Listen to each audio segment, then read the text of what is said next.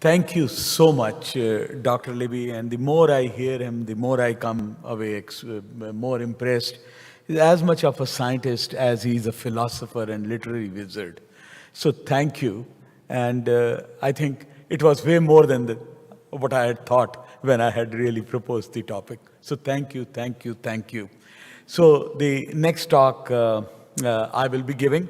And the topic that was assigned to me was bringing down the cholesterol levels of the community as a whole. So again, it will be probably more of a philosophical talk. So for long, we have believed that the acute coronary events occur when there are not stenotic lesions or less obstructive lesions. And that data that comes from various studies in the past had demonstrated that these lesions are approximately 30 to 50% lesional, the 30 to 50% luminal occlusion. However, there was a disconnect.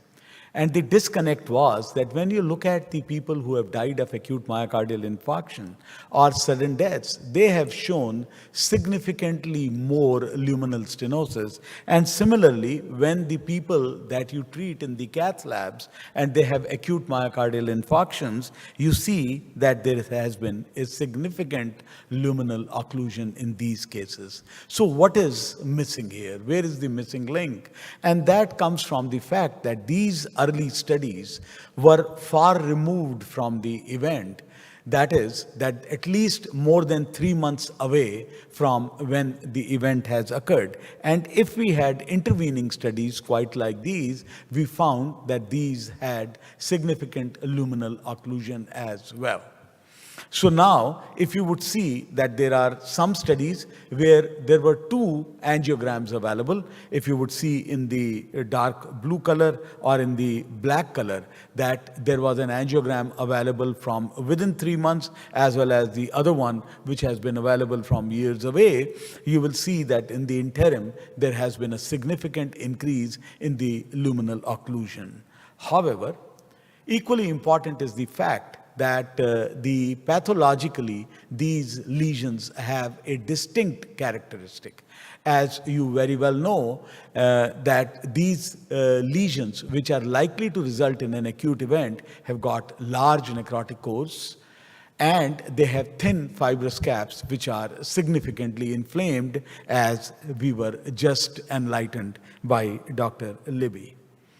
Now, there was another major contribution to the field that came from Dr. Glagov from University of Chicago, where it was demonstrated that all these lesions which used to have significantly large necrotic core, there was first an expansive or positive remodeling, that the artery moved outwards and it did not contribute much to the luminal compromise. However, they had a huge plaque burden, they had a rich necrotic core burden of the plaque, but it had still not started to compromise on the lumen. And as you will see it at the break point on the graph on the right hand side, that there comes a point beyond which there is not an expansion which is possible, which is what we call as a Glagovian limit, when the smooth muscle cell has been stretched to the maximum and the elastic laminae have been stretched to the maximum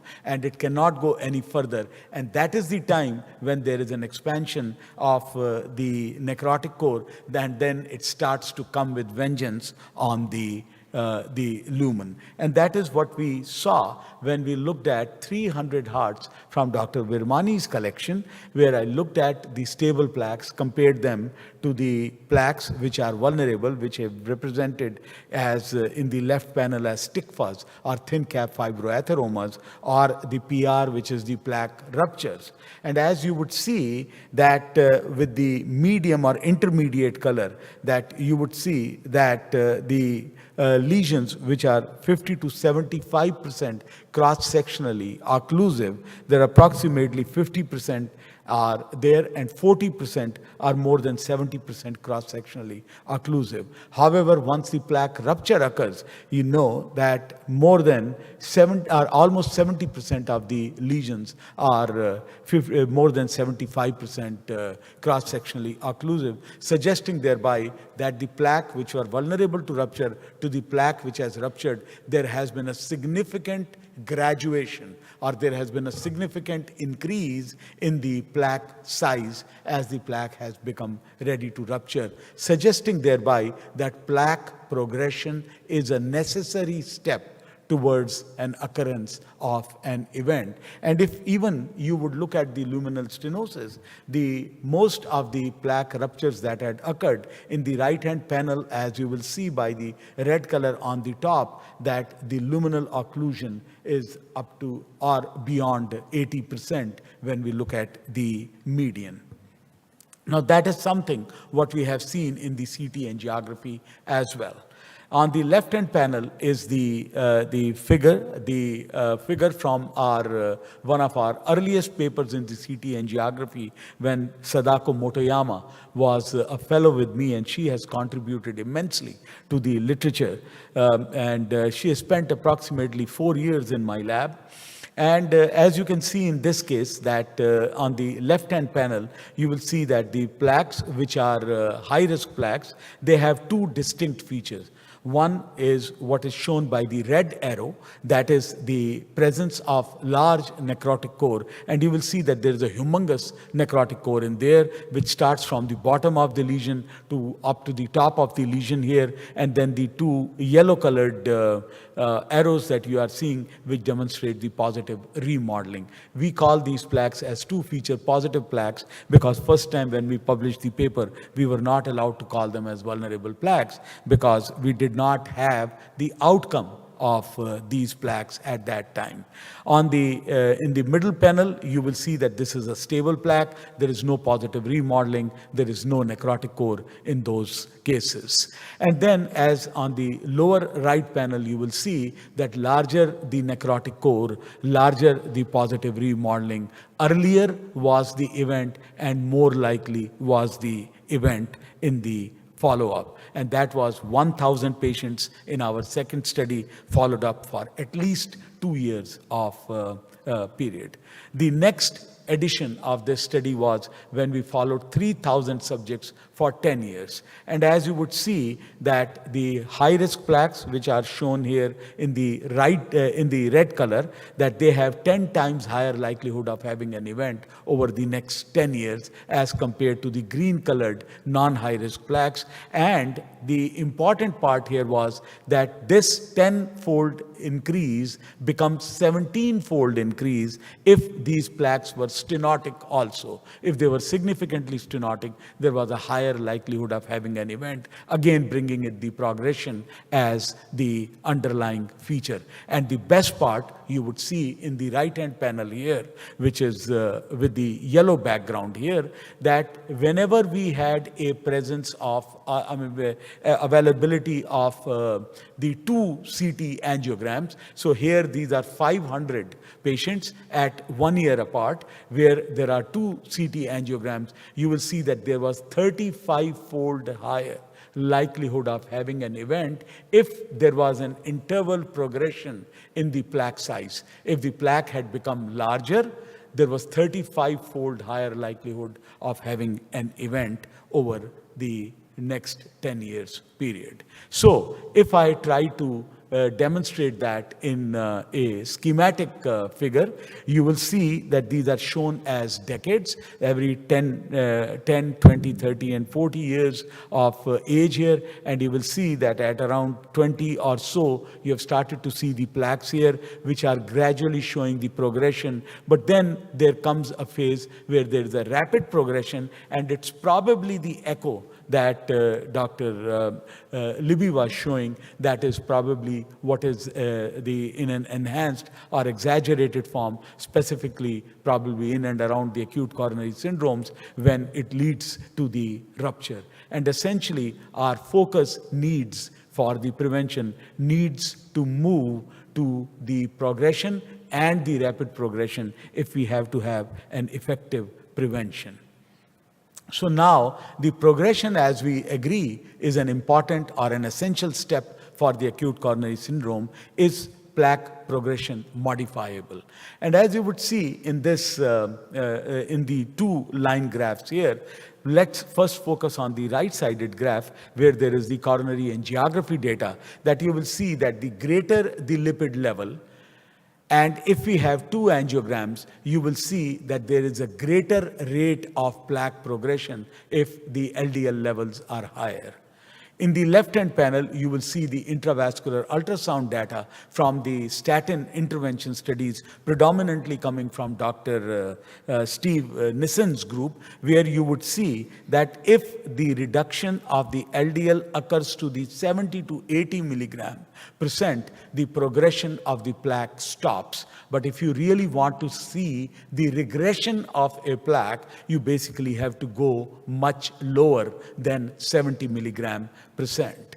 And not only that, he also demonstrates in one of his papers that if you want to look at the secondary prevention trials of coronary artery disease and primary prevention trials of the coronary artery disease, you will see that the cardiovascular events, if we draw an imaginary line here, or extend the line based on various trials, you will have to bring your cholesterol, LDL cholesterol level down to 50 milligram percent if you would like to have no events in a primary prevention, and you will need to bring it to 30 milligram percent if you would like to have a secondary prevention in these cases. And something similar we see in the CT angiography, when again working with Motoyama, we did the statin studies and redid the CT angiograms over the next 1 year and demonstrated a significant reduction in the necrotic cores, and the decrease essentially was correlated with the decrease in the extent of the necrotic core as shown in the right-hand panel. And this is something which comes from Dr. Jonathan Leipzig and Dr.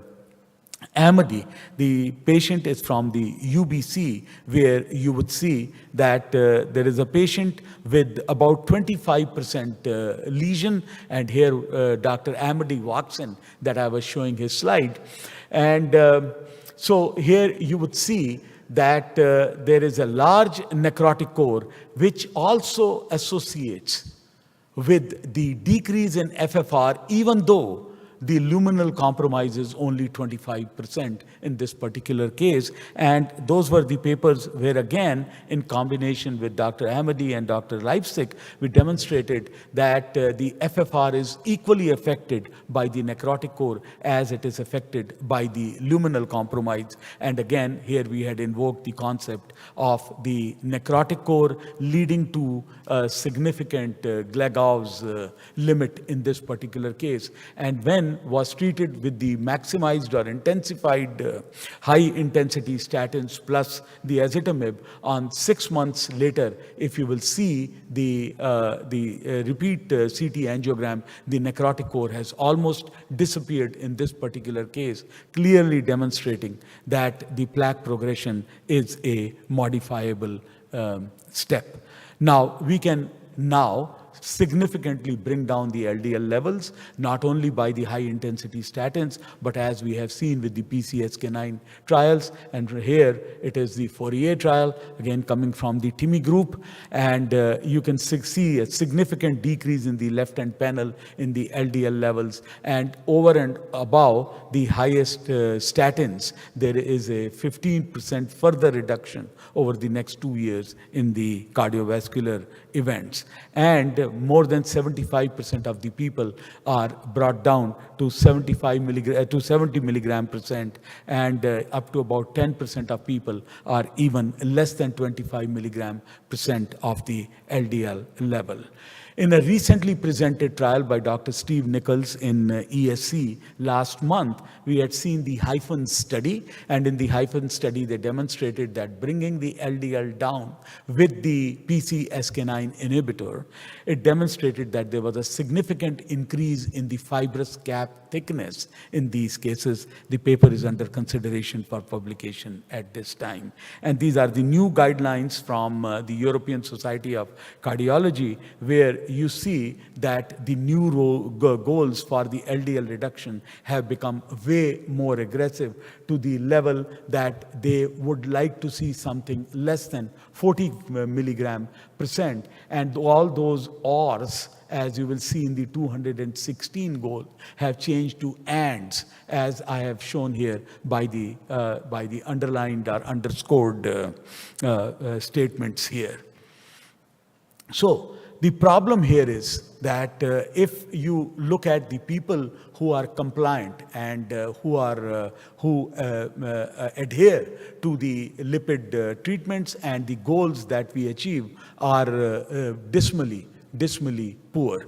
And here you can see that overall, less than 1 out of 5 people would be sticking to the goals that have been presented by the 2019 advisory of the European Society of Cardiology, suggesting thereby that we need to do something more. And in this figure, as you can see, which comes from Dr. Kosik Ray, again, he happened to be at Brigham and Women as a fellow, and now is at Imperial College and is leading some of the most important trials, specifically in guidance of Dr. Braunwald. And as you would see here, that if there is a non-adherent patient, there is on the low intensity statins, there is likelihood of about 5% reduction in the adverse outcomes. But if he adheres, or if the patient adheres to the prescribed statin treatment, and if the patient is on the high intensity treatment, there's more than 60% reduction in the major adverse cardiac events in this case. So here comes one of the latest advances in the field, and as you would see here, that the RNA-based approaches are being proposed.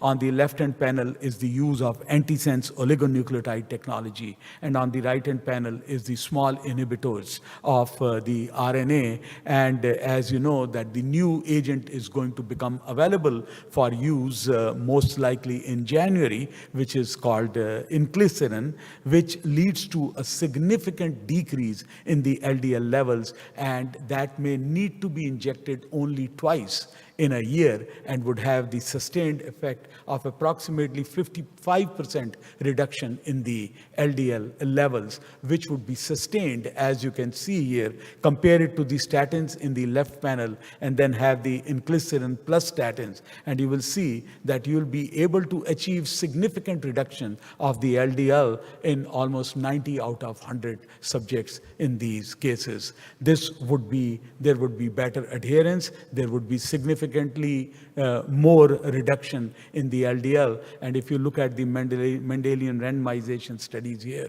the likelihood of being able to reduce the levels to a significant level would be approximately 90% in these cases. So in a very innovative study, as was just about a month ago, there was a big news from Kosik Ray's group that they had entered into relationship with Novartis, where Novartis would be providing free inclisiran for 300,000 subjects.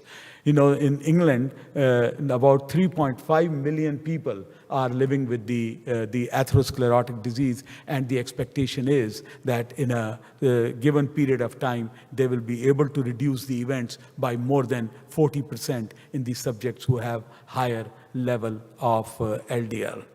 Now, the important thing is that although we can now manipulate it quite significantly, that we can modify the plaques, we can bring the LDL levels to the level that we would like, but the age at which the patient normally encounters a physician is pretty late, there are many lost years there, and there is a more advanced disease.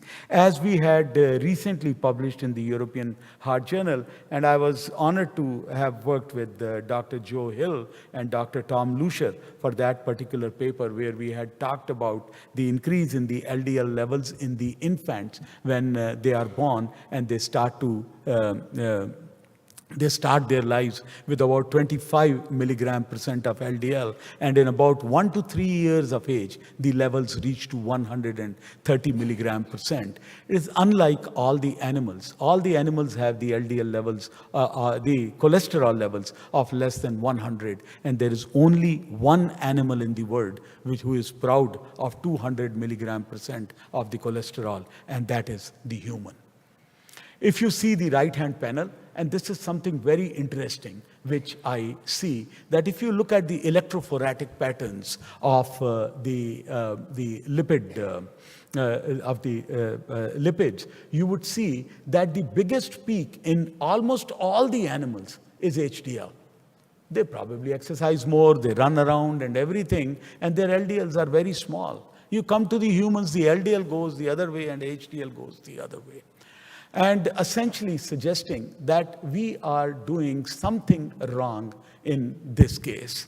Look at this population, Chimane population, which I have been working with this Horus group, and we have had some very interesting studies with them. We went to the Bolivian Amazon, and we have now 700 CTs from these tribes, and about 3,500 carotid ultrasounds from these subjects. And as you would see that the left-hand pictures, panels I've taken when we were flying into near that Manuki River area.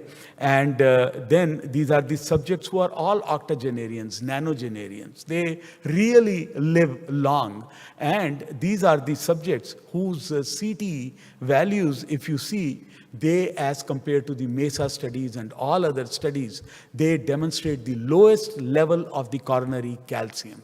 The more than 100 calcium is seen only in about 8% of the subjects who have crossed their 8th decade of life. It is something amazing, and the reason being that their lifetime LDL has been less than 70, their blood pressure systolic has been less than 115, their fasting blood sugar has been less than 80. They walk about 17,000 steps a day. They do not smoke. They live in open huts, and they have no coronary artery calcium. So if they can do it, why can we not do it? And there were 2 back-to-back coverages in the New York Times when we had published that paper in Lancet, that we have to learn from the heart health mistakes of our parents.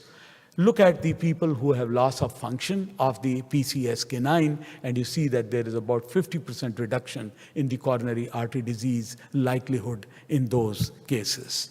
So I would like to end by a very provocative and a very insightful editorial, or this Dr. Brownwald calls it a suggestion, and that how to live to 100 before developing clinical coronary artery disease. And in this fabulous modified diagram that he presents, he shows that you make some lifestyle modification, you can go from the red to green, and you will be able to increase your lifespan when the coronary artery disease reaches the threshold from 30 years to approximately 70 years here. But at somewhere around the 30 years of age, if you started to bring your LDL level down, maybe by using the inclisiran, which is quite like your flu shot here, you would be able to live to 100 without reaching a stage of threshold at that level. And bringing you back to end for the same diagram of Amir Ahmadi here, that not only that we need to prevent that rapid progression which we have been focusing on, let us prevent the development of the disease so that we could eliminate coronary artery disease in our lifetime. So I'll leave it to you whether should we be reducing the LDL levels of the community and achieve that dream, which all should be one of the important dreams for us.